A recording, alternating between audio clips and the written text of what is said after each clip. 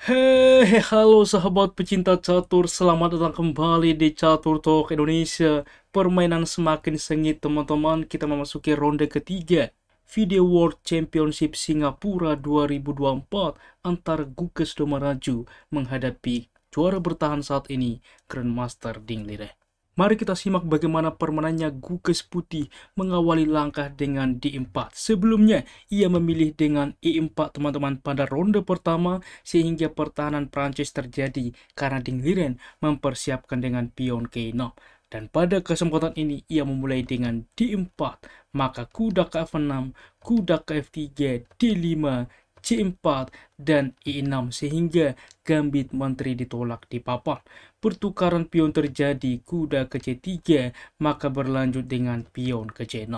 Menteri ke C2 saat ini, karena apa teman-teman tujuan dari menteri ke C2?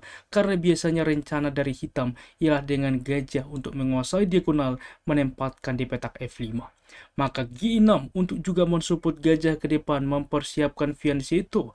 H3 berlanjut dari Gukes, gajah ke F5, menteri ke B3, dan menteri ke B6 dibalas oleh Ding Liren menawarkan langsung endgame ke depan pertukaran menteri. Merupakan persiapan yang menarik dilanjutkan oleh Gukes, ia memilih G4 menyerang gajah. Menteri langsung memukul menteri dengan harapan pion bertumpuk dan gajah ke C2 simpel mengancam pion. Gajah ke F4 saat ini membuka ke depan akses benteng dan H5 dilanjutkan.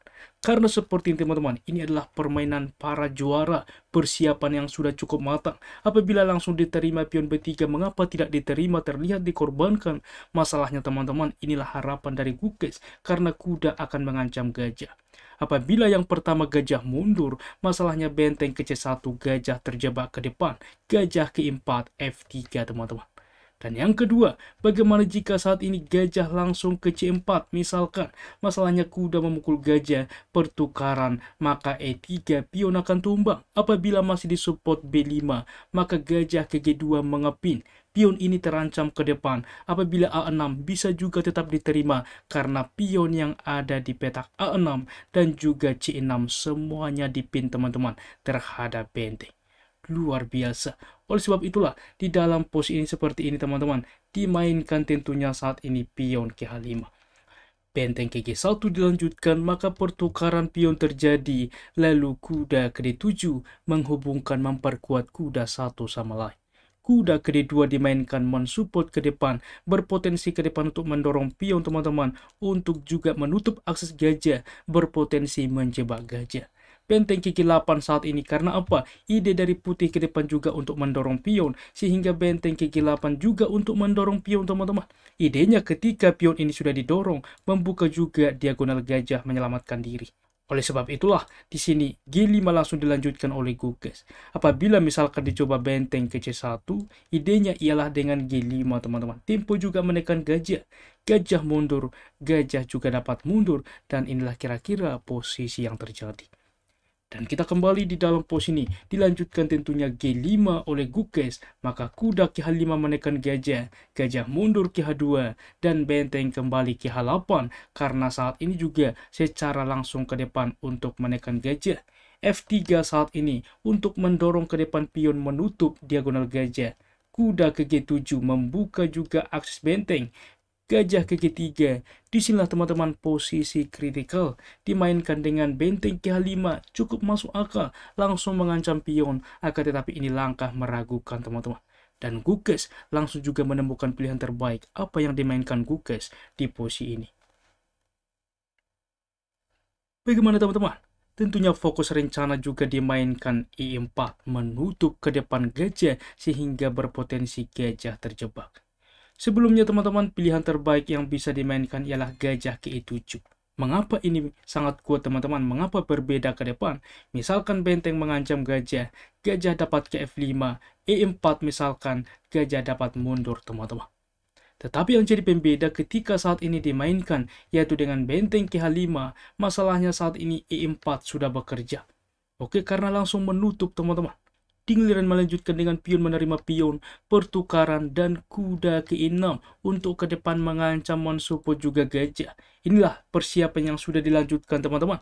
Karena sebelumnya apabila misalkan langsung diterima pion ini, masalahnya benteng simple saja menekan gajah. Gajah sudah terjebak. Dan kita kembali teman-teman. Kuda ke-6 dilanjutkan, maka berlanjut saat ini benteng ke C1 menekan gajah. Kuda menerima pion mensupport juga gajah. Bagaimana melanjutkan? Gajah ke F2 dimainkan menekan kuda. Gajah ke G7 apabila langsung diterima kuda, masalahnya gajah menerima gajah, tempo mengancam benteng. Oleh sebab itulah pilihan terbaik kuda ke E2 lagi-lagi ditekan oleh Gukes Domaraju. Kuda saat ini menerima pion sehingga diikhlaskanlah gajah. Benteng menerima gajah, kuda memukul kuda, maka raja menerima. Dan bahkan kita lihat teman-teman, dari sisi waktu saat ini, bahwa Gukes jauh lebih unggul dibandingkan Dingliren. Karena apa? Dingliren cukup banyak menguras waktu pada pembukaan teman-teman. Dan akan bersaing ke depan gajah satu perwira dengan keunggulan pion. Berlanjut dengan kuda ke E5 saat ini, potensi ke depan untuk forkingan di petak F3. Maka kuda ke D4 mencegah tentunya membuka juga ruang bagi raja ke depan. Maka benteng ke D8 tentunya mengepin teman-teman, sehingga kuda ke depan dapat melakukan skak. Oleh sebab itulah raja ke E2 selain mencegah kuda, melepaskan juga pinang. Luar biasa tentunya. Benteng KH2 lagi-lagi mengepin teman-teman supaya benteng bisa menerima kuda. Maka gajah ke G2 melepaskan pinan saat ini. A6 masih dicoba, B3 saat ini, benteng ke D7 dan benteng ke C1 tentunya menghubungkan ke depan benteng satu sama lain, dapat juga counter attack untuk menawarkan pertukaran. Raja ke E7, maka benteng ke D1 kita lihat melepaskan ke depan memaksa pertukaran. Raja ke E8, langkah tunggu apa yang wajib dimainkan karena waktu dari Dingliren juga sudah terkuras teman-teman, dan bahkan ini masih pada langkah ke-31, artinya untuk mencapai pertambahan waktu harus ada langkah 40 langkah. Oke, gajah ke G3 masih dicoba mengancam benteng, mengancam kuda. Benteng ke H5, kuda ke F3 saat ini mensupport pion, menawarkan kuda, membuka juga benteng. Maka kuda memukul kuda, raja menerima, gajah juga saat ini mengancam benteng. Benteng ke H1 menawarkan benteng. Benteng saat ini menerima pion, maka teman-teman apa langkah terbaik, balasan terbaik lagi-lagi yang ditemukan Gukes di posisi ini. Bagaimana teman-teman? Ia betul-betul mempunishment Dingliren dengan gajah ke H3 menekan benteng, F5 menutup, maka gajah ke F4 mengancam benteng. Setelah Dingliren juga memainkan benteng ke H5, pada langkah ini juga waktunya jatuh teman-teman. Ia kehabisan waktu tetapi juga kekalahan secara posisi. Apabila dilanjutkan masih ada waktu, misalkan putih akan mudah memenangkan permainan. Semisal gajah saat ini bisa menerima pion teman-teman. Apabila pion menerima benteng akan tumbang. Apabila misalkan saat ini benteng memukul benteng, masalahnya gajah memukul benteng, tempo skak baru mendapatkan benteng. Merupakan performa yang luar biasa comeback yang dimainkan oleh Gukes Domaraju. Berikut tingkat akurasinya. Ulasan permain dari komputer menunjukkan bahwa tingkat akurasi dari Gukes 97,1% dan Grandmaster Dingliren 90,6%.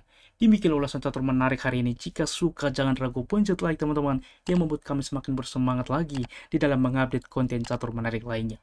Catur Yes Indonesia Jaya, keep sharing and keep loving. Bye bye.